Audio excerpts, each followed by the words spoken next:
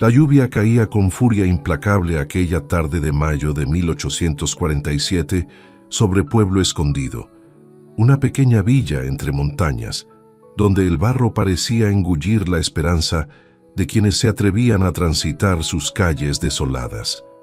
Silvana Ríos avanzaba con dificultad, el agua helada traspasando la tela gastada de su vestido oscuro, un luto incrustado en lo más profundo de su ser desde hacía 3 meses. A sus 32 años, la vida le había arrebatado todo: un esposo bondadoso, aunque sin fortuna, el hogar que alquilaban y la dignidad de no depender de la caridad ajena. Caminaba con la cabeza gacha, no por vergüenza, sino por el peso insoportable de saberse sola en un mundo diseñado para hombres, arrastrando una maleta agrietada que contenía los únicos vestigios de una existencia que se desmoronaba entre sus dedos, entumecidos por el frío y la desesperación. Nadie en la villa se detuvo a ofrecerle refugio. La desgracia, pensaba Silvana, tenía un aroma particular que la gente prefería evitar, como si fuera una enfermedad contagiosa que se transmitía con la mirada.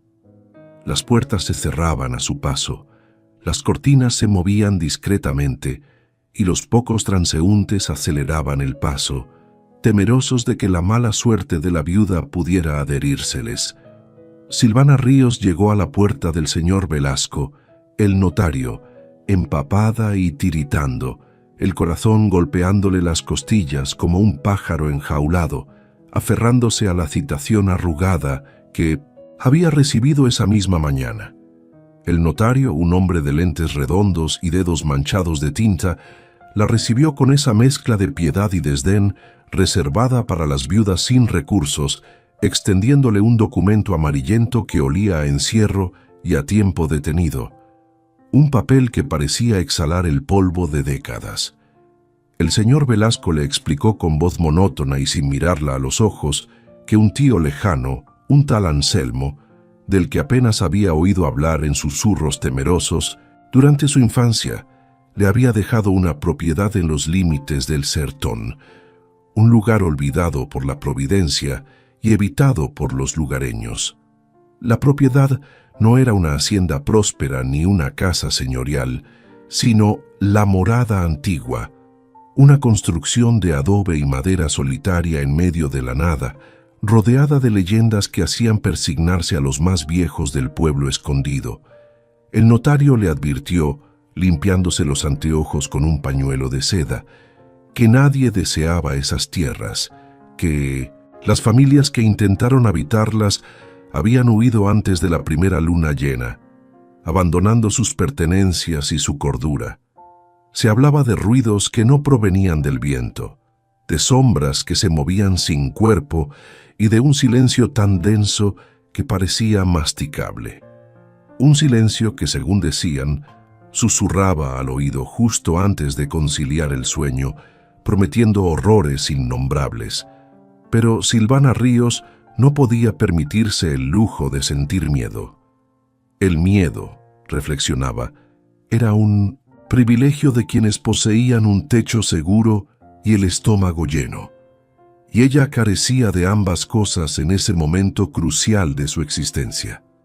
Aceptó la herencia con una firma temblorosa, sellando su destino con la tinta negra que parecía sangre coagulada sobre el papel, ignorando las advertencias veladas y las miradas de los pasantes que la observaban como a una condenada.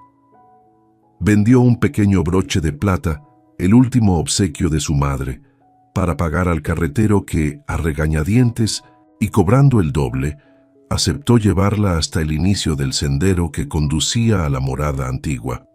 El viaje duró 2 días interminables, a través de caminos que se estrechaban hasta convertirse en cicatrices de tierra rojiza sobre el paisaje árido, donde la vegetación se volvía espinosa y retorcida, como si la propia tierra estuviera sufriendo un dolor ancestral. El sol quemaba la piel y el viento arrastraba polvo y promesas vacías. El conductor la dejó a 2 kilómetros de la casa, negándose a avanzar más allá del cruce del río seco, alegando que los caballos se ponían nerviosos y que él no quería tentar a la suerte. Al caer la tarde, Silvana Ríos caminó el último tramo sola, el sol del atardecer tiñendo el cielo de un rojo violento que presagiaba tormenta, sintiendo cómo el silencio del lugar la envolvía como una manta pesada y asfixiante, un sudario de soledad. La morada antigua apareció ante sus ojos como una bestia dormida, con las paredes desconchadas, mostrando las costillas de madera podrida y el techo de paja agujereado como una boca desdentada que se reía de su desgracia. La maleza había crecido salvaje alrededor, abrazando la estructura en un intento lento de devorarla y devolverla a la tierra. Pero la casa resistía con una terquedad maligna, manteniéndose en pie contra el tiempo y el olvido, como un monumento a una tragedia silente. No se escuchaban pájaros cantando en los árboles cercanos, ni grillos anunciando la noche. Solo había un vacío sonoro que hacía que sus propios pasos sobre la hierba seca resonaran como truenos en una catedral abandonada, un eco de su propia insignificancia. Empujó la puerta principal, que gimió con un lamento de goznes oxidados que resonó en todo el valle, y el olor a encierro la golpeó en el rostro, una mezcla de polvo, humedad y algo más, algo dulce y metálico que no supo identificar de inmediato, pero que le revolvió el estómago. La luz moribunda de la tarde se filtraba por las rendijas de las ventanas tapiadas, dibujando líneas de polvo que danzaban en el aire estancado, revelando muebles cubiertos de sábanas grises que parecían fantasmas esperando su regreso. Silvana Ríos dejó su maleta en el suelo de tierra apisonada y sintió un escalofrío recorrerle la espalda, no por el frío de la noche que se avecinaba, sino por la certeza absoluta, irracional y primitiva de que estaba siendo observada desde la oscuridad de los rincones. Encendió una vela con manos torpes y la llama vacilante proyectó sombras alargadas que parecían estirarse hacia ella, como dedos negros queriendo tocar su soledad. Un momento. Si esta historia te está atrapando, no olvides darle me gusta y suscribirte a Cuentos de Viuda para no perderte más relatos que te harán sentir el escalofrío de lo desconocido. Tu apoyo nos ayuda a seguir desenterrando estas leyendas. La primera noche fue una prueba de resistencia para su cordura. Silvana permaneció sentada en una silla de madera dura, con la vela consumiéndose lentamente, y sus ojos clavados en la negrura del pasillo que conducía a las habitaciones del fondo. El viento comenzó a soplar afuera, colándose por las grietas y produciendo un silbido que sonaba casi humano, una especie de lamento ahogado que subía y bajaba de intensidad. Pero no fue el viento lo que la hizo contener la respiración hasta que los pulmones le ardieron. Fue el sonido nítido, inconfundible, de pasos arrastrados sobre el suelo de 1906, madera de la habitación contigua. No eran pasos rápidos ni agresivos, sino lentos, pesados, como los de alguien que carga una culpa inmensa o un cuerpo cansado, moviéndose en círculos, deteniéndose y volviendo a empezar, con una cadencia que le helaba la sangre. Silvana apretó el crucifijo que llevaba al cuello hasta que el metal se le clavó en la palma de la mano, intentando convencerse de que era la madera vieja ajustándose al cambio de temperatura o algún animal buscando refugio.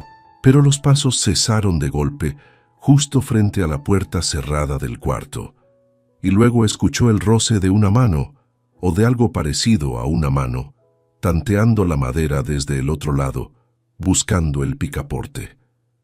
El silencio regresó, más denso y amenazante que antes, dejándola paralizada en la silla, con el sudor frío bajando por su sien y el corazón golpeando tan fuerte que temía que el intruso pudiera escucharlo.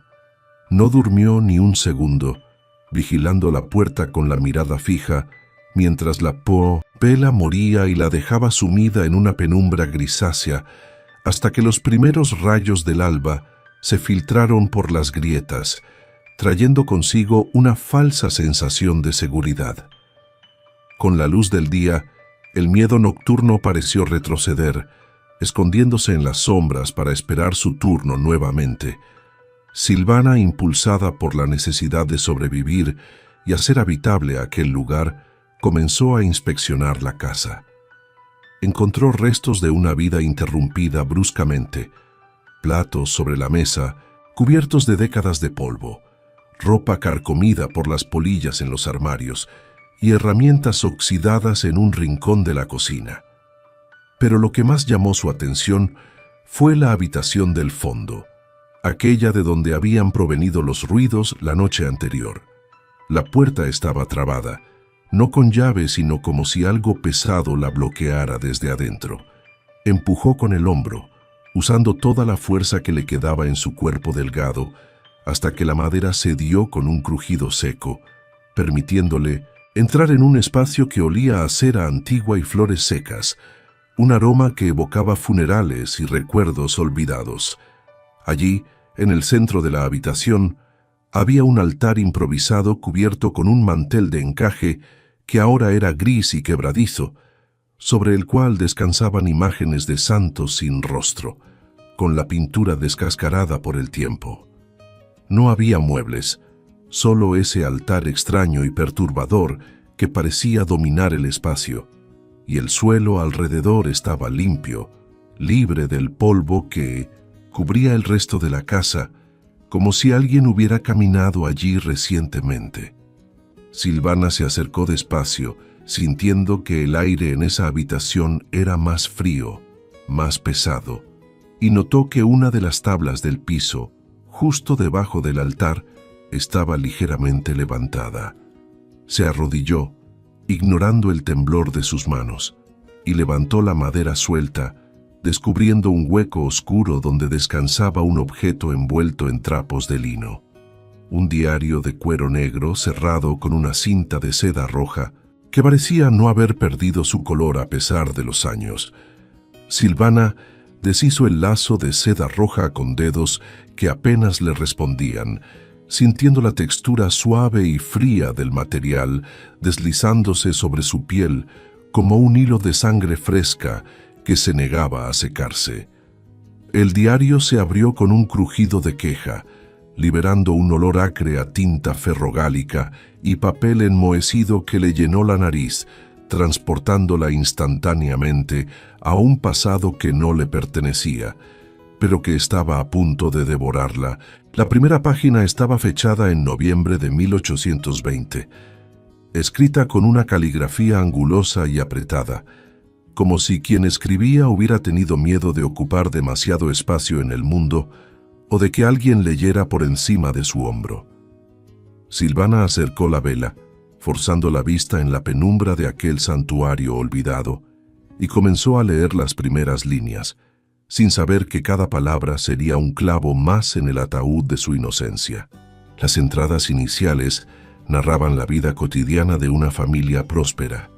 Sus bisabuelos, a quienes ella nunca conoció, describiendo cosechas abundantes y días de sol brillante que parecían eternos en aquella tierra ahora desolada. Pero a medida que pasaban las páginas, el tono cambiaba sutilmente, como el cielo antes de una tormenta eléctrica. Las menciones a la fe y la gratitud eran reemplazadas por observaciones paranoicas sobre los vecinos y sobre una amenaza sin nombre que parecía acechar desde los límites de la propiedad.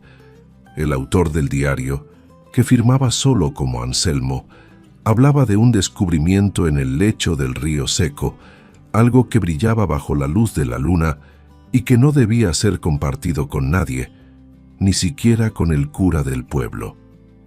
Silvana sintió un nudo en el estómago, reconociendo en esas palabras la semilla de la misma avaricia que había destruido a tantos hombres en esas tierras áridas y despiadadas, La lectura se volvió febril, saltando de mes en mes, mientras la escritura se tornaba más errática y manchada, con gotas de tinta que parecían lágrimas negras o salpicaduras de algo más oscuro. Anselmo confesaba haber empezado a escuchar voces en el viento, voces que le decían que su propia familia conspiraba para robarle su tesoro, que su esposa Beatriz lo miraba con codicia y que sus hijos afilaban cuchillos en la oscuridad.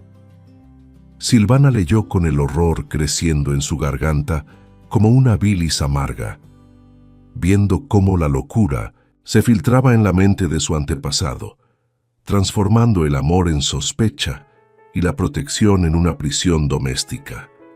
La casa, esa misma morada antigua donde ella ahora temblaba de frío, se había convertido en una fortaleza de soledad y miedo, donde las ventanas se tapiaban y las puertas se cerraban con trancas dobles para dejar fuera a un mundo imaginario, pero que para Anselmo era tan real como el aire que respiraba. La noche volvió a caer sobre la morada antigua sin que ella se diera cuenta, envolviendo la habitación del altar en una oscuridad densa que parecía presionar contra las paredes, queriendo entrar y extinguir la única vela que le quedaba.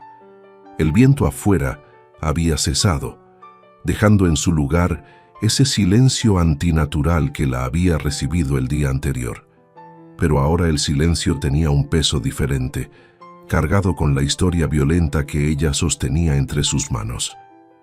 Leyó la entrada del 14 de agosto de 1824, la fecha que marcaba el punto de no retorno. Anselmo había escrito que la sangre era el único sello que la tierra respetaba, y que había hecho lo necesario para proteger lo suyo. Mencionaba que ellos dormían ahora, un sueño profundo del que no se despertaba, y que el secreto estaba a salvo bajo sus pies. Silvana soltó el libro como si le quemara, comprendiendo con un grito ahogado que estaba sentada sobre la tumba de su propia familia asesinada. El aire en la habitación se volvió gélido de golpe, haciendo que la llama de la vela danzara frenéticamente, proyectando sombras que se retorcían en las paredes como almas en pena buscando una salida. Silvana intentó levantarse para huir, para salir de esa habitación y correr hacia la noche, pero sus piernas no le respondieron, paralizadas por el terror de saber que no estaba sola con los muertos.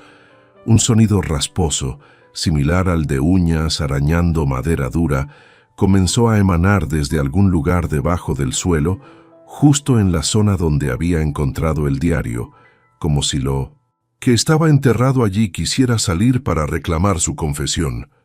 No era el viento ni la madera asentándose, era un rascado rítmico, insistente y desesperado que resonaba en sus huesos y le helaba la sangre en las venas. Agarró el candelabro con ambas manos, usándolo como un arma ridícula contra lo desconocido, y retrocedió lentamente hacia la puerta, sin apartar la vista del hueco oscuro bajo el altar. El rascado se detuvo abruptamente, seguido por un silencio que fue aún peor, porque en ese silencio escuchó una respiración, no la suya, agitada y superficial, sino una respiración ronca y húmeda que provenía del pasillo justo detrás de ella, al otro lado del umbral de la puerta que había forzado. Alguien o algo estaba parado en la oscuridad del corredor esperando, escuchando sus movimientos con una paciencia depredadora que hizo que Silvana se sintiera pequeña y vulnerable, como una presa acorralada en su propia madriguera. El instinto de supervivencia, ese fuego primitivo que se enciende cuando la razón se apaga, la impulsó a empujar la pesada cómoda que estaba en un rincón contra la puerta abierta, bloqueando la entrada lo mejor que pudo. Escuchó un gruñido bajo y gutural proveniente del pasillo, seguido por un golpe seco contra la madera, como si un cuerpo pesado se hubiera lanzado contra la barricada improvisada. Silvana gritó, un sonido agudo que se perdió en la inmensidad de la casa vacía y retrocedió hasta quedar pegada a la pared más lejana, con los ojos desorbitados fijos en la rendija que quedaba entre la puerta y el marco.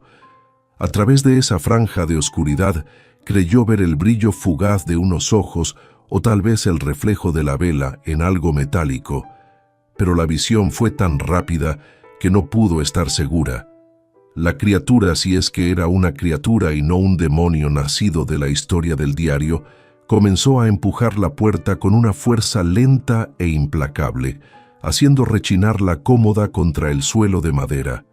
Silvana miró a su alrededor buscando otra salida, pero la única ventana de la habitación estaba tapiada con tablas gruesas clavadas desde hacía décadas por el loco Anselmo. Estaba atrapada en el mismo lugar donde sus antepasados habían encontrado su final, con la única compañía de un diario que confesaba sus muertes y una entidad que quería entrar a terminar el trabajo. En un acto de desesperación, sopló la vela, sumiendo la habitación en una negrura total, apostando a que la oscuridad la ocultaría mejor que la luz vacilante, y se deslizó debajo del altar, abrazándose a las rodillas y rezando en silencio. Pasaron horas, o tal vez minutos que parecieron siglos, mientras los empujones contra la puerta continuaban intermitentemente, acompañados de susurros ininteligibles que parecían filtrarse por las paredes. Silvana, acurrucada en el polvo y la oscuridad, sintió que su mente comenzaba a fracturarse, tentada a unirse a la locura que impregnaba los cimientos de la morada antigua. Pero entonces recordó la carta del notario, la advertencia de que nadie aguantaba allí, y una chispa de ira se encendió en su pecho, desplazando al miedo. No iba a morir allí, encogida como un animal asustado. Había sobrevivido al hambre, al luto y al desprecio de la villa, y no dejaría que una sombra del pasado le arrebatara lo poco que le quedaba. Apretó el diario contra su pecho, sintiendo su peso físico y simbólico, y decidió que si amanecía viva, no huiría. Se quedaría y desenterraría cada hueso y cada moneda si era necesario. Cuando los primeros rayos del alba lograron colarse por las rendijas de la ventana tapiada, dibujando líneas de polvo dorado en el aire, el silencio volvió a la casa, pero esta vez se sentía diferente, como si la presencia se hubiera retirado a regañadientes ante la luz. Silvana salió de su escondite con el cuerpo dolorido y la ropa manchada de tierra, y empujó la cómoda para liberar la puerta. El pasillo estaba vacío, bañado en la luz grisácea de la mañana, pero en el suelo, justo frente a la entrada de la habitación, había una marca inconfundible, una huella de barro fresco, grande y deforme, de un pie desnudo que parecía humano, pero que tenía algo terriblemente incorrecto en su anatomía. No había sido un sueño ni un fantasma inmaterial. Había algo físico viviendo en la morada antigua con ella, algo que conocía los secretos de la casa mejor que ella. Y Silvana, en lugar de correr, apretó los puños y juró que descubriría qué era, aunque le costara la vida. Silvana se agachó junto a la huella de barro, observándola con la frialdad analítica de quien ha visto demasiadas cosas malas para sorprenderse por una más. No era la pisada etérea de un fantasma, ni la marca de un demonio con pezuñas. Era un pie humano, ancho, calloso, y con las uñas largas que se habían clavado en la tierra húmeda como garras. Esa certeza física transformó su miedo en una rabia sorda y caliente, porque un fantasma no podía ser herido, pero un hombre o lo que fuera esa cosa que respiraba al otro lado de la puerta sí podía sangrar. Se levantó sacudiéndose las faldas y fue directo a la cocina, donde había visto un machete oxidado colgado de un clavo, una herramienta olvidada que ahora se convertiría en su única defensa contra la locura que habitaba los cimientos de su herencia. agarró el mango de madera carcomida, sintiendo cómo se amoldaba a su palma sudorosa, y probó el filo con el pulgar. Estaba mellado y sucio, pero aún conservaba la capacidad de cortar carne y hueso si se usaba con la desesperación suficiente. Con el arma en la mano, Silvana se sintió poseída por una fuerza antigua. Tal vez la misma determinación cruel que había llevado a su antepasado Anselmo a proteger lo suyo a cualquier precio. Comenzó a recorrer la casa de nuevo, pero esta vez no como una viuda asustada, sino como una cazadora rastreando una alimaña en su propia madriguera, siguiendo el rastro de barro seco que se alejaba del pasillo y serpenteaba hacia la parte trasera de la casa, hacia la despensa que había permanecido cerrada hasta ese momento. El rastro de tierra rojiza terminaba abruptamente frente a un viejo armario de roble macizo, un mueble inmenso que parecía haber crecido desde el suelo mismo, cubierto de una capa de grasa y polvo que lo hacía parecer enfermo. Silvana notó, con el corazón latiéndole en la garganta, que el suelo alrededor de las patas del armario estaba rayado, surcos profundos en la madera que indicaban que esa bestia de mueble era movida con frecuencia. Dejó el machete a un lado por un momento y empujó con el hombro, gruñendo por el esfuerzo, sintiendo cómo sus músculos protestaban y sus pies resbalaban en la tierra suelta. El armario cedió con un gemido de madera torturada, girando sobre unos goznes ocultos que ella no había visto, revelando no una pared, sino una boca oscura y abierta que exhalaba un aliento fétido a humedad y encierro. El olor que salió de aquel hueco la hizo retroceder cubriéndose la nariz con el antebrazo. Era una mezcla repugnante de tierra mojada, comida podrida y ese almizcle agrio de animal salvaje que marcaba su territorio. Silvana recogió su machete y la vela, obligándose a acercarse al borde de la abertura que parecía ser la entrada a un sótano irregular o a un túnel excavado a mano bajo los cimientos de la casa. No había escaleras, solo una rampa de tierra apisonada que descendía hacia la oscuridad absoluta, una garganta negra que parecía tragar la luz de la vela sin devolver ningún reflejo. Sabía que debía bajar, que no podría vivir en esa casa ni un minuto más sin saber qué se escondía allí abajo.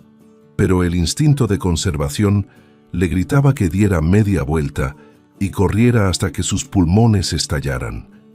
Dio el primer paso hacia abajo, sintiendo cómo la tierra fría se filtraba a través de las suelas delgadas de sus zapatos y la oscuridad la envolvió como un agua densa y sucia.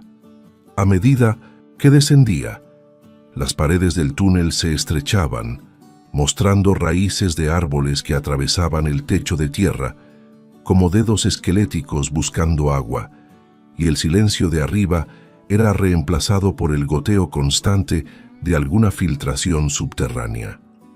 La luz de la vela reveló un espacio más amplio al final de la rampa, una especie de cámara circular que había sido apuntalada con vigas de madera robadas de la propia estructura de la casa. Y allí, en el centro de esa cueva artificial, Silvana vio lo que la hizo detenerse en seco con el aliento congelado en los labios. Un nido. No era una cama, sino un revoltijo de trapos viejos, pieles de animales curadas toscamente y restos de ropa que parecían datar de décadas atrás, todo apilado en un rincón para formar un lecho. Alrededor del nido, el suelo estaba sembrado de huesos pequeños, probablemente de gallinas o roedores, y de objetos brillantes que reflejaban la luz de la vela, tenedores de plata ennegrecida, trozos de espejo roto, monedas antiguas y hebillas de cinturón. Era la guarida de una urraca humana, un ser que recolectaba desechos y tesoros por igual, viviendo en las entrañas de la casa como un parásito que se alimentaba de las obras de la historia. Silvana comprendió con horror que la criatura no era un monstruo sobrenatural, sino algo mucho más triste y peligroso. Un hombre que había olvidado su humanidad. Se acercó al montón de trapos, movida por una curiosidad morbosa, y vio algo que destacaba entre la suciedad. Un pequeño retrato enmarcado en plata, limpio y pulido, descansando sobre lo que parecía ser la almohada de esa cama grotesca. Lo recogió con cuidado, limpiando una mancha de hollín con el pulgar, y vio el rostro de una mujer joven vestida con la moda de principios de siglo, sonriendo con una inocencia que contrastaba brutalmente con el entorno. La mujer llevaba un collar muy específico, una cruz de amatistas que Silvana había visto descrita en el diario de Anselmo como una de las joyas de su esposa asesinada, Beatriz. La criatura que vivía allí abajo no solo conocía la historia de la casa, sino que veneraba a sus víctimas, o tal vez era el guardián deforme de su memoria. Un ruido repentino, fuerte y seco, rompió el trance de su descubrimiento. Venía de arriba, de la cocina, justo donde ella había dejado la entrada abierta. Eran pasos rápidos, pesados, corriendo hacia el armario, seguidos por el sonido inconfundible de la madera siendo arrastrada. Alguien estaba cerrando la entrada. Silvana soltó el retrato y corrió hacia la rampa subiendo a trompicones, mientras la luz de la entrada se iba estrechando rápidamente, convirtiéndose en una línea delgada y luego en nada.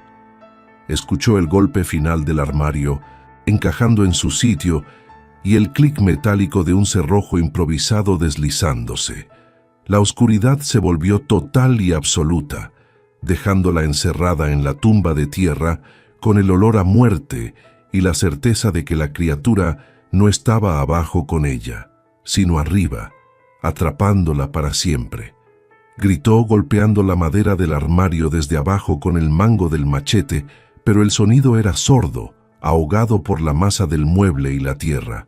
El pánico, frío y afilado, amenazó con desmayarla, pero la imagen de su propia muerte lenta en la oscuridad encendió una furia desesperada.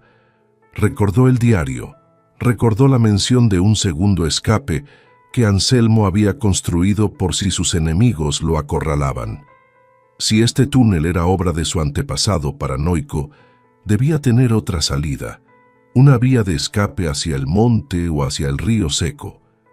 Se dio la vuelta, levantando la vela que milagrosamente no se había apagado, y comenzó a explorar las paredes de tierra del fondo de la cámara, buscando una corriente de aire, una grieta, cualquier cosa que indicara una salida. La llama de la vela parpadeó violentamente cuando se acercó a un rincón oculto detrás de una pila de cajas podridas, señalando una brisa tenue que olía a aire exterior y a lluvia reciente.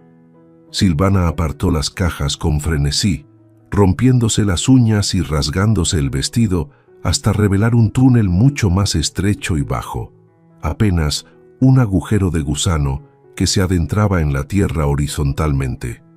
No sabía a dónde llevaba ni si era lo suficientemente ancho para su cuerpo, pero la alternativa era esperar a que el aire se acabara o a que la criatura decidiera bajar a jugar con ella. Se ató las faldas a la cintura, agarró el machete con los dientes para tener las manos libres y se arrastró hacia el interior del agujero, dejando atrás la guarida y adentrándose en las venas negras de la tierra, rezando para que el camino la llevara a la luz y no al infierno. Silvana se arrastró por el vientre de la tierra, como un gusano ciego, con los codos despellejados raspando contra piedras afiladas y raíces que colgaban del techo bajo como cabellos de muertos. El túnel era tan estrecho que sus hombros rozaban ambos lados y el aire se volvía cada vez más escaso, denso, con el olor a moho y a tiempo estancado que se le pegaba en la garganta. La vela, que había sido su única compañera de luz, se apagó de golpe, sumiéndola en una oscuridad total que era aún más aterradora que la del sótano pues ahora no podía ver ni sus propias manos. El pánico volvió a morderla, pero esta vez lo ahogó con un gruñido. No podía rendirse, no después de todo lo que había pasado. Continuó arrastrándose, guiándose por el tacto y por el tenue sonido de un goteo distante que parecía prometer agua. El túnel comenzó a ascender ligeramente y el aire se volvió más fresco, más limpio, con un aroma inconfundible a tierra mojada y a vegetación. De repente, sus manos tocaron algo blando y húmedo. Era musgo. Unos centímetros más adelante, sus dedos se deslizaron por una superficie lisa y fría. Era la roca de una cueva natural, y por encima de ella, una rendija de luz.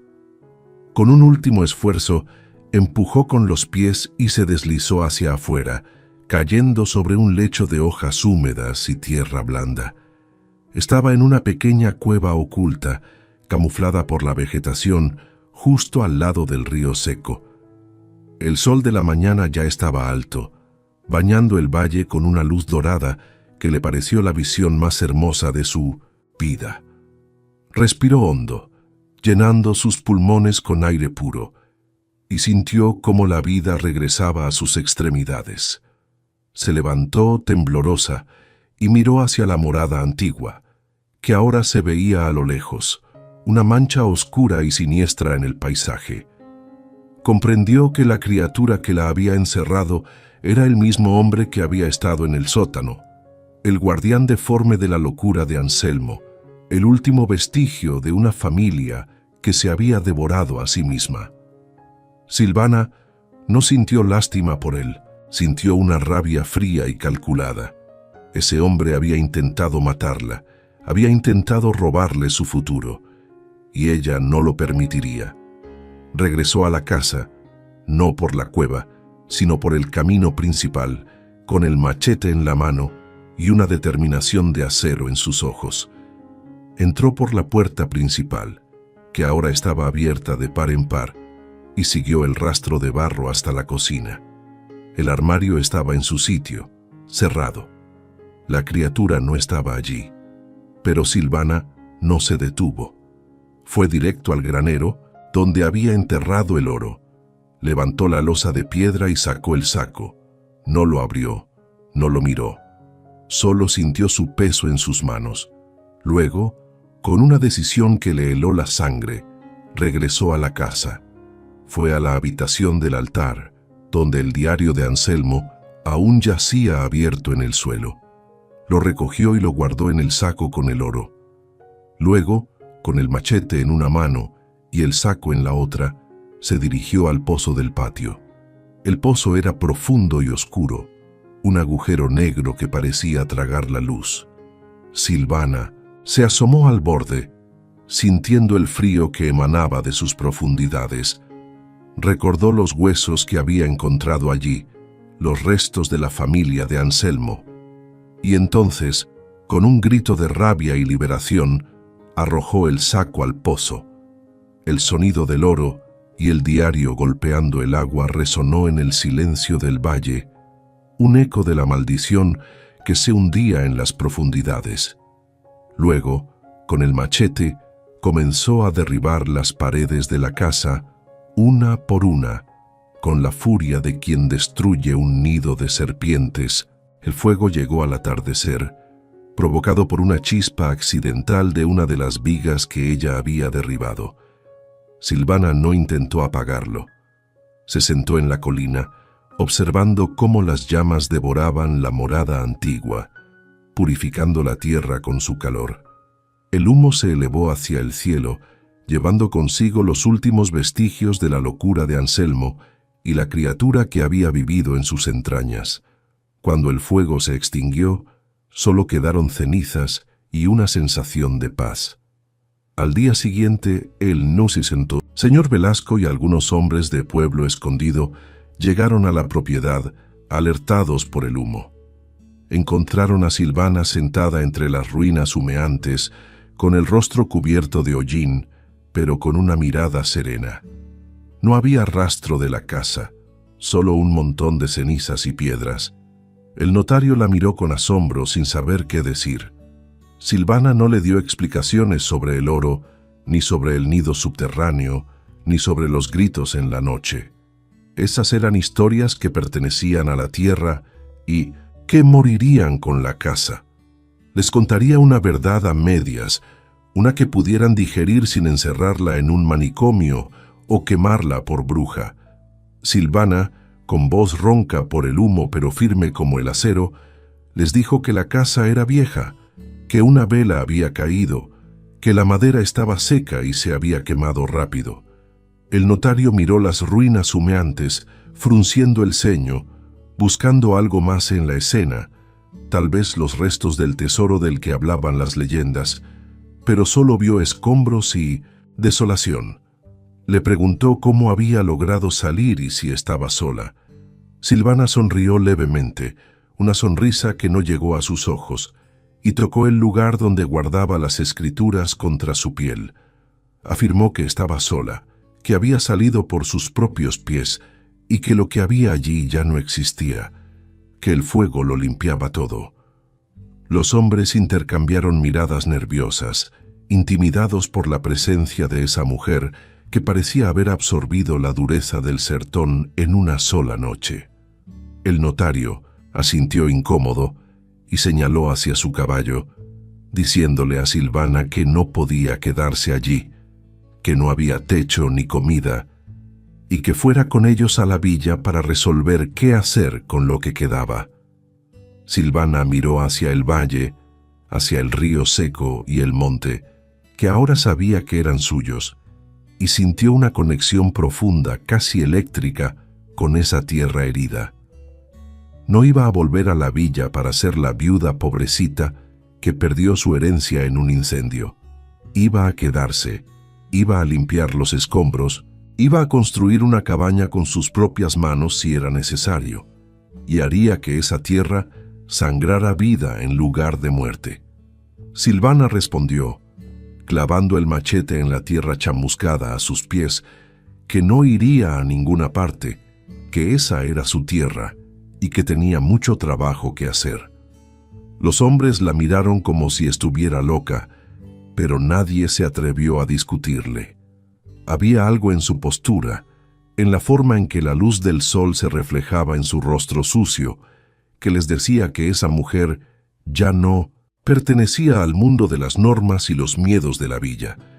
Se dieron la vuelta y se marcharon, dejándola sola entre las cenizas y la promesa de un futuro que sería duro. Sí, pero sería por primera vez en su vida absolutamente suyo.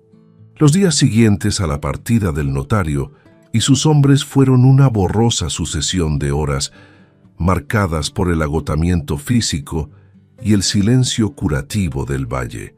Silvana no regresó a Pueblo Escondido ni una sola vez. Se instaló en las ruinas del granero, techando una esquina con láminas de zinc, rescatadas de los escombros, y durmiendo sobre un jergón de paja fresca que ella misma cortó. El olor a incendio tardó semanas en disiparse, impregnando su ropa y su piel con un aroma a ceniza que se convirtió en su perfume natural, una advertencia olfativa para cualquiera que se acercara demasiado. Se dedicó a limpiar el terreno con la furia de una poseída, arrastrando vigas quemadas, apilando piedras y enterrando los restos de la vida anterior de la casa, incluyendo los huesos que encontró en el pozo y en el sótano, dándoles por fin el descanso que la codicia les había negado. La primera gran batalla no fue contra fantasmas, sino contra la sed, pues el pozo del patio estaba contaminado por años de inmundicia y muerte, convertido en una tumba vertical que ella decidió sellar para siempre con piedras pesadas. Recordó entonces una línea del diario de Anselmo que mencionaba el ojo de agua donde bebían los venados, ubicado cerca del lecho del río seco, y hacia allá dirigió sus esfuerzos, armada con una pala de mango astillado que había sobrevivido al fuego. Cavó durante 3 días bajo el sol implacable del sertón, con las manos llenas de ampollas que reventaban y volvían a sangrar, rompiendo la costra de tierra dura, hasta que sus brazos temblaban de fatiga. No buscaba oro, buscaba vida, y la tierra, que había sido tan cruel con sus antepasados, pareció reconocer su esfuerzo honesto y decidió recompensarla. Al atardecer del tercer día, cuando estaba a punto de rendirse y caer desmayada en el agujero, la pala golpeó un suelo lodoso y oscuro, y un minuto después, un hilo de agua turbia comenzó a brotar, limpiándose rápidamente hasta volverse cristalina. Silvana se dejó caer de rodillas en el barro, riendo y llorando al mismo tiempo, y bebió el agua con las manos ahuecadas, sintiendo su frescura bajar por la garganta, como un bálsamo sagrado que lavaba el sabor a humo y miedo. Ese manantial no figuraba en ningún mapa moderno, era un secreto de la tierra, y al liberarlo, ella sintió que había sellado un pacto definitivo con el lugar. La morada antigua le daría lo necesario para vivir, siempre y cuando ella la respetara y no pidiera más de lo justo. Con agua asegurada y un techo precario, Silvana comenzó a transformar su entorno, no con la ambición de reconstruir la mansión, sino con la humildad de quien sabe ocupar su espacio sin perturbar. Limpió la maleza que ahogaba los árboles frutales antiguos, podando las ramas secas y liberando los troncos para que volvieran a respirar, y descubrió que bajo la capa de abandono el suelo era rico y profundo. Plantó frijoles y maíz en los claros que había abierto, utilizando semillas que intercambió con un vendedor ambulante que pasó por el camino, pagándole con una de las pocas monedas de plata que había rescatado de la ceniza, un pequeño fragmento del tesoro que usaba con parsimonia y astucia. La soledad se convirtió en su compañera, no en su carcelera, y por primera vez en años durmió sin sobresaltos, arrullada por el viento y no por susurros. La gente de Pueblo Escondido, por su parte, comenzó a tejer nuevas leyendas sobre la viuda que vivía entre las ruinas quemadas, diciendo que había hecho un pacto con el diablo para sobrevivir al fuego o que guardaba un tesoro inmenso vigilado por serpientes. Algunos curiosos, hombres jóvenes con más bravuconería que sentido común, se acercaban a veces hasta el límite de la propiedad para espiar, esperando ver fantasmas o monstruos, pero solo encontraban a una mujer de mirada dura trabajando la tierra con un machete al cinto. Silvana no los echaba con gritos, simplemente se paraba y los miraba, inmóvil y silenciosa, hasta que la incomodidad y el miedo irracional los hacían dar media vuelta y marcharse, llevándose consigo historias exageradas que solo servían para aumentar su aislamiento protector. Una tarde, mientras removía los últimos escombros de lo que había sido la habitación del altar, su pala chocó con algo metálico y pesado que no sonaba a madera quemada ni a piedra. Excavó con cuidado y sacó una masa deforme, negra y pesada, el oro fundido, mezclado con la plata de los tunziu, candelabros y la tierra, convertido en un lingote grotesco que parecía un meteorito caído del infierno. Lo sostuvo en sus manos, sintiendo su peso obsceno, y recordó la cara de Anselmo iluminada por el fuego, la locura en sus ojos al creerse rico minutos antes de morir. Ese oro no tenía forma de moneda, no tenía sello real, pero era una fortuna incalculable que podría comprar la mitad de la villa si ella quisiera.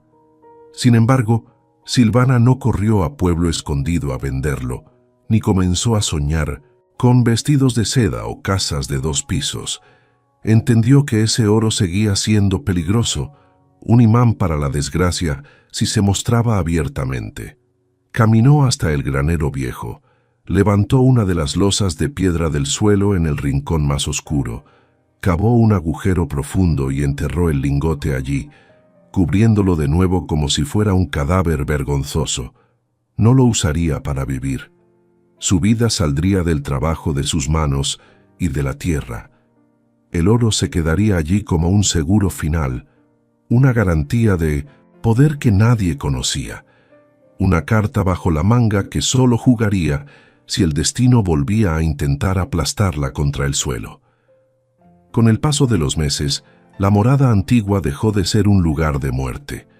Los pájaros regresaron, atraídos por el agua del manantial y los granos que caían de las primeras cosechas, llenando el silencio con cantos que a Silvana le sonaban a música celestial.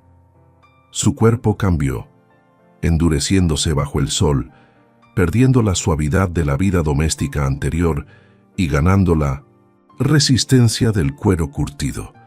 Sus manos se volvieron fuertes, su piel se bronceó y en sus ojos apareció un brillo de acero que antes no tenía.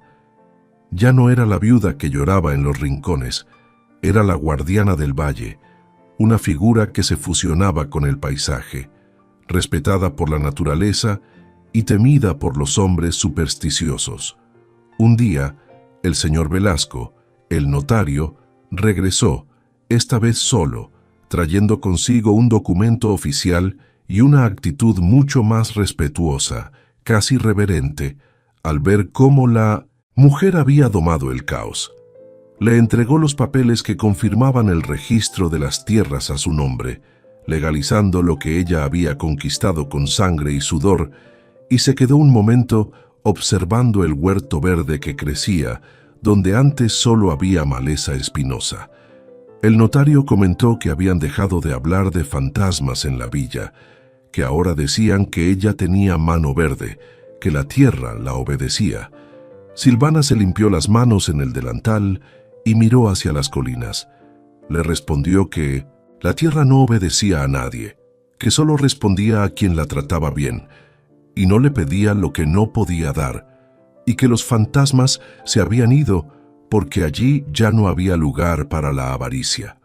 El notario se marchó, dejándola con la confirmación de que su guerra había terminado, al menos la guerra contra el pasado y contra el miedo.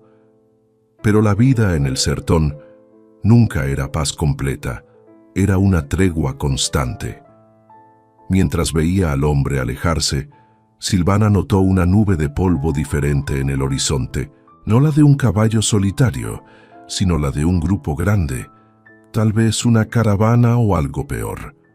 Sabía que tener las escrituras y el respeto del notario no bastaba para protegerla de la envidia de los vivos, que siempre era más peligrosa que la de los muertos.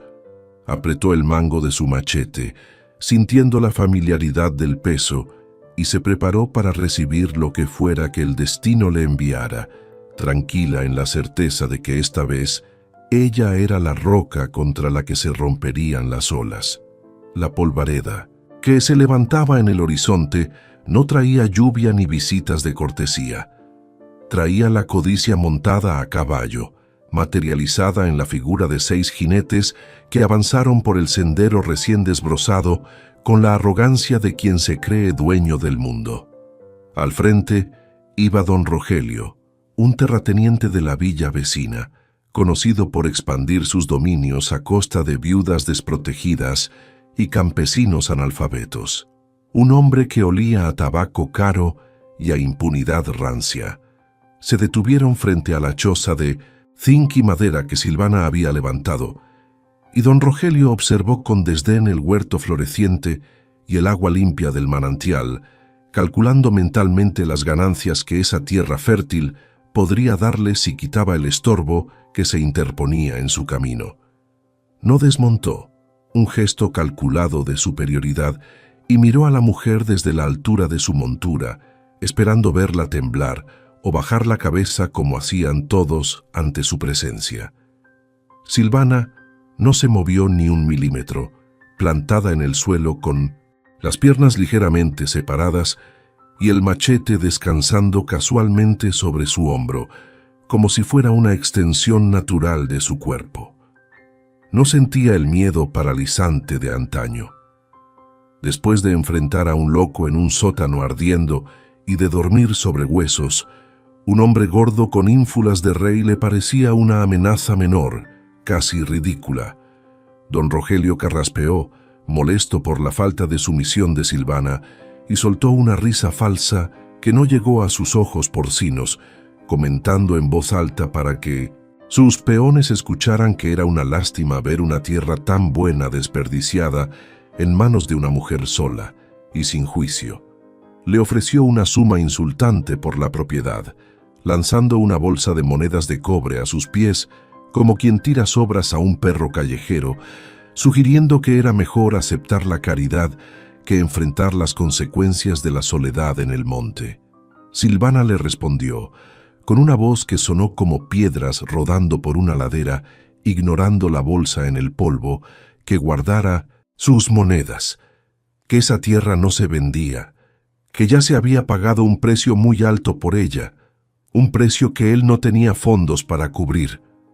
La sonrisa de don Rogelio se borró de golpe, reemplazada por una mueca de ira roja que le subió por el cuello. Hizo una señal discreta y dos de sus capataces desmontaron, hombres de rostros curtidos y ojos vacíos, acostumbrados a hacer el trabajo sucio sin hacer preguntas. Se acercaron a ella con la intención clara de intimidar, de empujarla o golpearla, para enseñarle su lugar, pero se detuvieron en seco cuando Silvana levantó el machete, no con un gesto defensivo, sino con la precisión fría de quien sabía exactamente dónde cortar para desangrar un cerdo. Les advirtió que si daban un paso más, no volverían a caminar y no era una amenaza vacía. Sus ojos tenían el brillo de la locura controlada que había visto en Anselmo, esa determinación absoluta de quien ya había cruzado la línea de la civilidad. Los peones dudaron, mirando de reojo las ruinas calcinadas de la mansión al fondo, esa estructura negra y esquelética que aún parecía exhalar humo y maldiciones. Los rumores sobre la viuda de la morada antigua habían llegado a sus oídos en las tabernas. Decían que había quemado vivo a su propio abuelo, que hablaba con los muertos y que la tierra bebía sangre para darle cosechas. El miedo supersticioso, ese terror antiguo que vivía en el corazón del hombre de campo, comenzó a pesar más que las órdenes del patrón, congelando sus botas en el suelo. Don Rogelio, percibiendo la vacilación de sus hombres, gritó furioso, desenfundando un revólver plateado que brilló bajo el sol de la tarde como una promesa de muerte rápida. Apuntó al pecho de Silvana, con la mano temblando ligeramente por la rabia, y le juró que si no firmaba los papeles de venta allí mismo, la enterraría en el mismo agujero donde había sacado el agua. Pero Silvana ni siquiera parpadeó ante el cañón del arma. En su mente vio el lingote de oro enterrado bajo el granero, su seguro de vida, y comprendió que ella tenía más poder oculto del que ese hombre podía imaginar. Dio un paso adelante, acercándose al cañón, desafiándolo con una temeridad que desconcertó a don Rogelio, obligándolo a retroceder involuntariamente con su caballo, que relinchó nervioso ante la tensión eléctrica del aire. Silvana le dijo que disparara si quería, pero que supiera que esa tierra estaba maldita para los codiciosos. Le recordó que el último hombre que intentó robarla terminó convertido en ceniza y hueso bajo esas ruinas, y le preguntó si quería unirse a él, añadiendo que decían que por las noches todavía gritaba buscando su oro. El caballo de don Rogelio se encabritó violentamente, asustado por algo que solo los animales podían percibir. Tal vez el olor a muerte antigua que impregnaba el suelo o la energía feroz de la mujer. Don Rogelio casi cae de la silla, perdiendo el sombrero y la dignidad en un segundo de caos, mientras sus hombres retrocedían persignándose disimuladamente. La naturaleza misma parecía conspirar a favor de la viuda.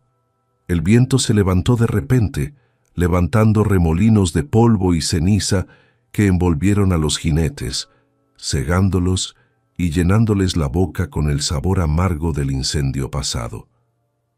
Don Rogelio recuperó el control de su montura, pálido y sudoroso, y miró a Silvana con un odio puro, pero también con el respeto primitivo que se le tiene a lo que no se comprende. Guardó el revólver, murmurando maldiciones sobre brujería y demonios, y ordenó la retirada con un gesto brusco, incapaz de sostener la mirada de esa mujer que parecía hecha de la misma piedra dura del sertón. Los jinetes dieron media vuelta y se alejaron al galope, levantando otra nube de polvo, huyendo no de un ejército, sino de una sola mujer armada con una verdad terrible y una voluntad inquebrantable.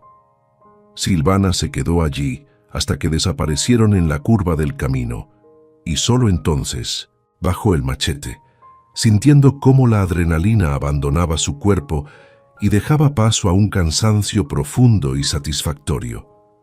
Recogió la bolsa de monedas del suelo, la sopesó en su mano y la lanzó con fuerza hacia el matorral espinoso, devolviendo el dinero sucio a la tierra que no lo necesitaba.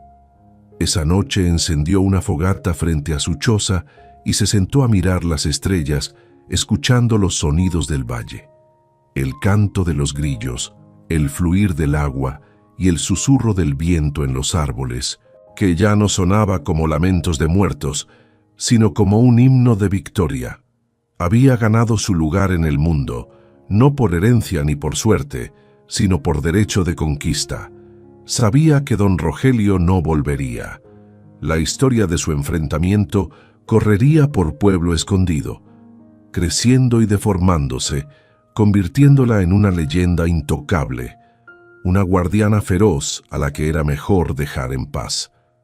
Los años pasaron sobre el valle, transformando la morada antigua quemada en un recuerdo lejano, cubierto por enredaderas y flores silvestres que crecían sobre los cimientos negros. Silvana envejeció, pero no se debilitó. Su cabello se volvió blanco como la plata que había despreciado, y su piel se arrugó como la corteza de los árboles que plantó. Pero su espalda nunca se curvó bajo el peso de la soledad.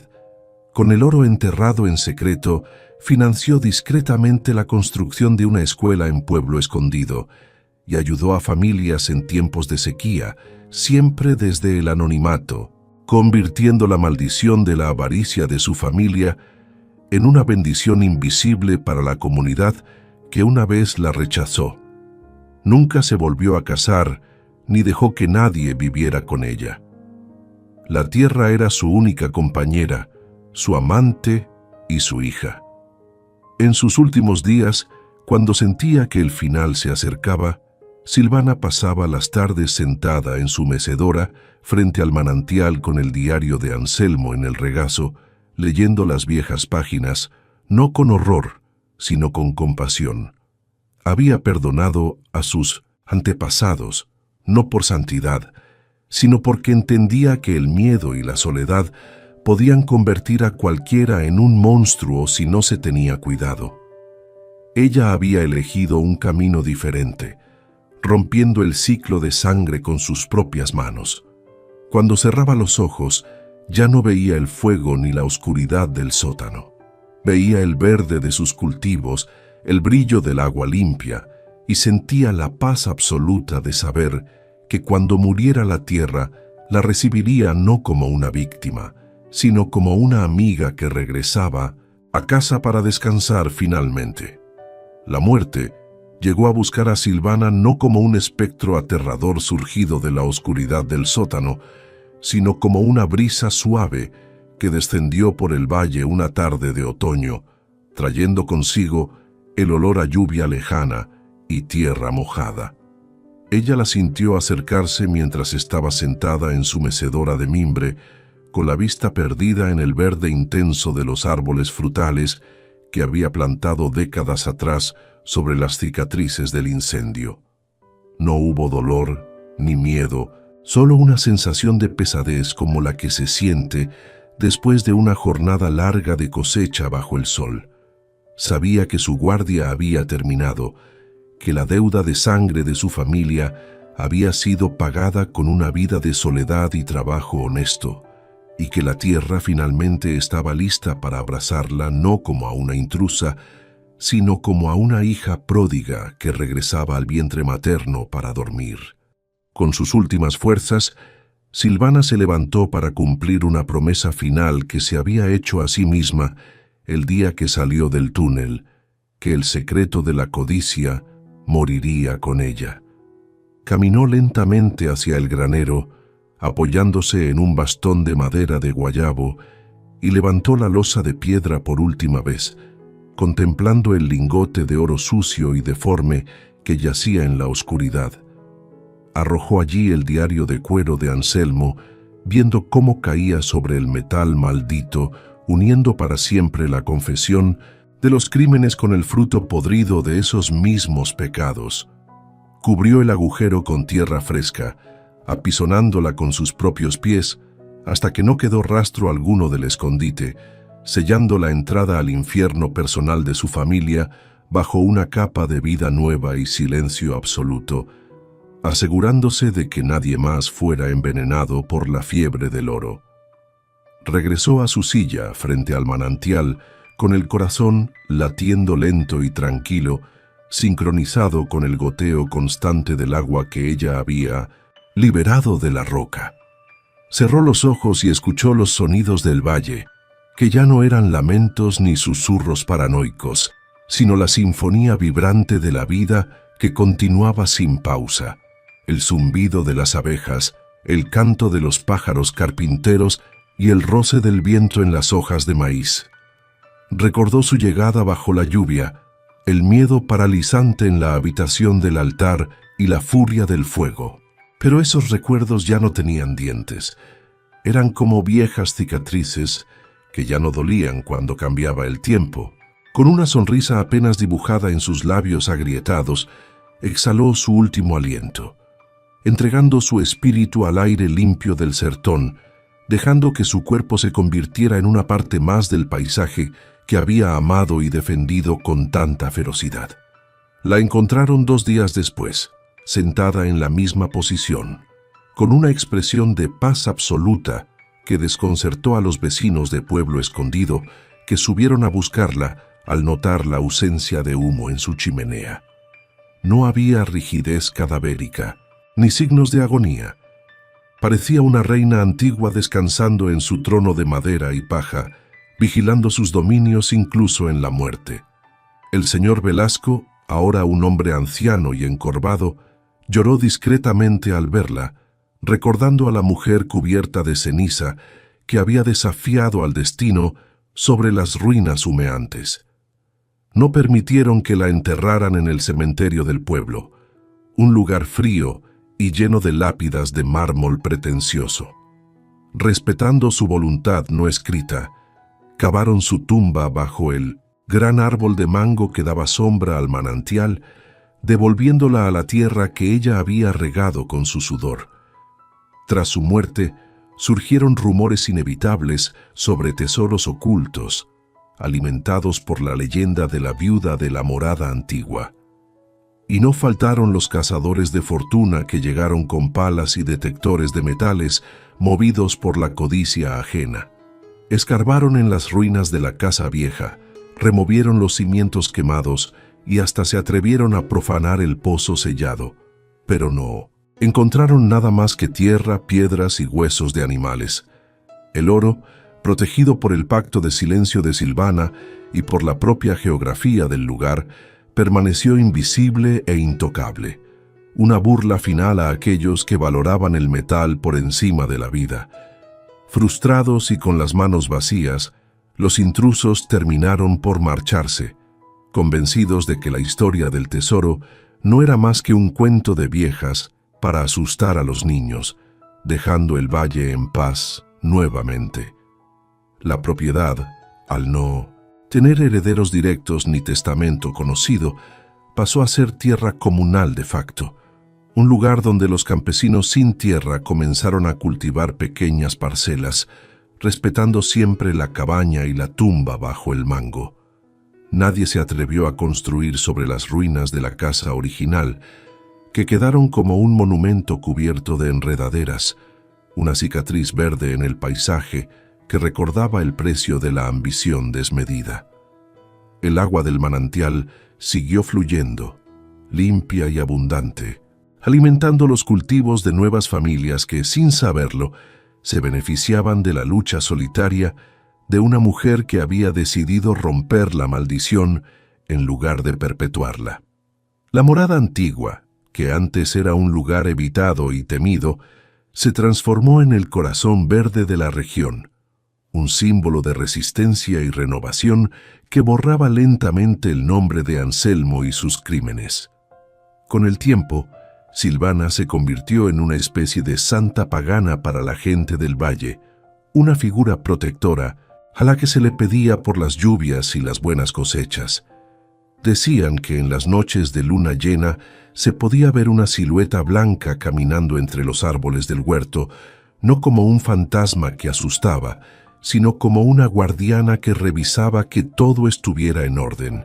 Las madres contaban su historia a sus hijas, no como un cuento de terror, sino como una lección de coraje, la historia de la mujer que enfrentó a sus demonios con un machete y ganó. La viuda que demostró que la verdadera herencia no es lo que te dejan en un testamento, sino lo que eres capaz de construir con tus propias manos cuando el mundo te da la espalda. El valle olvidó el nombre de los asesinos y de los terratenientes codiciosos, cuyas tumbas en el cementerio de Pueblo Escondido fueron olvidadas y cubiertas de maleza, mientras que la tumba sencilla de Silvana siempre tenía flores frescas dejadas por manos anónimas agradecidas. La naturaleza sabia y paciente terminó de devorar los últimos vestigios de la mansión, convirtiendo las vigas quemadas en abono y las piedras en refugio para lagartijas y pájaros. El ciclo de violencia se había cerrado definitivamente, no con una explosión de gloria, sino con el crecimiento lento y constante de las raíces, que son más fuertes que cualquier muro y más duraderas que cualquier imperio construido sobre el miedo. Si hoy visitaras ese rincón perdido del sertón, no encontrarías grandes placas conmemorativas ni estatuas de bronce, solo un paisaje sereno donde el viento susurra entre las hojas de los mangos viejos. Tal vez, si prestas suficiente atención y guardas silencio, puedas escuchar el eco de unos pasos firmes sobre la tierra seca o sentir una mirada que te evalúa desde la sombra, asegurándose de que tus intenciones sean puras, porque la guardiana ya no está en cuerpo, pero su voluntad sigue impregnada en cada grano de tierra y en cada gota de agua, recordándonos que los lugares malditos no existen. Solo existen lugares heridos que esperan a alguien con el coraje suficiente para sanarlos. Y así termina la historia de Silvana Ríos, la mujer que heredó una tumba y la convirtió en un jardín, que recibió odio y devolvió vida, demostrando que el destino no está escrito en las estrellas ni en los diarios antiguos, sino en las decisiones que tomamos cuando estamos solos en la oscuridad. Su verdadero tesoro nunca fue el oro enterrado bajo el granero, sino la libertad que conquistó día a día y la paz inmensa de saberse dueña de su propia alma hasta el último suspiro. El sertón guarda sus secretos, pero también guarda la memoria de quienes lo amaron. Y en ese valle silencioso, la memoria de Silvana Ríos florece eterna cada primavera, una victoria verde sobre la muerte gris.